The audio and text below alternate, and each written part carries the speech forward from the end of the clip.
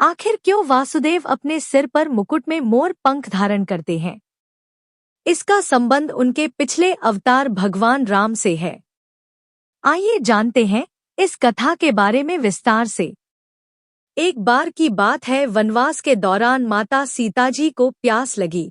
तभी श्री राम जी ने चारों ओर देखा तो उनको दूर दूर तक जंगल ही जंगल दिख रहा था। फिर उन्होंने प्रकृति से प्रार्थना की, हे वन देवता, आसपास जहाँ कहीं पानी हो वहां जाने का मार्ग कृपा कर सुझाइए।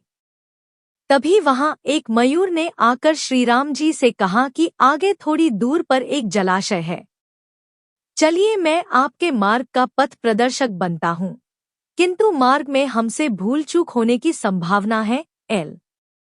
भगवान राम ने मयूर से पूछा कि आप ऐसा क्यों कह रहे हैं?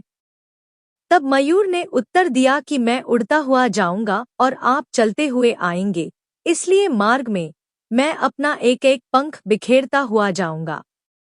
उसके सहारे आप जलाशय तक पहुंच ही जाओगे। जबकि ऐसा माना जाता है कि मोर के पंख एक विशेष समय में एवं एक विशेष ऋतु में ही गिरते हैं। मोर यदि अपनी इच्छा विरुद्ध पंखों को बिखेरेगा तो उसकी मृत्यु हो जाती है। भगवान को मार्ग दिखाने वाले मोर के साथ भी ऐसा ही हुआ। अंत में जब मयूर अपनी अंतिम सांस ले रहा होता है, तब उसने मन ही मन में कहा कि वह कितना भाग्यशाली है कि वे प्रभु जो जगत की प्यास बुझाते हैं, ऐसे प्रभु की प्यास बुझाने का उसे सौभाग्य प्राप्त हुआ। मेरा जीवन धन्य हो गया।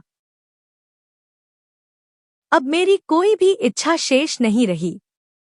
तभी भगवान श्री राम ने मयूर से कहा कि मेरे लिए तुमने जो मयूर पंख बिखेरकर अपने जीवन का त्याग कर मुझ पर जो ऋण चढ़ाया है, मैं उस ऋण को अगले जन्म में जरूर चुकाऊंगा।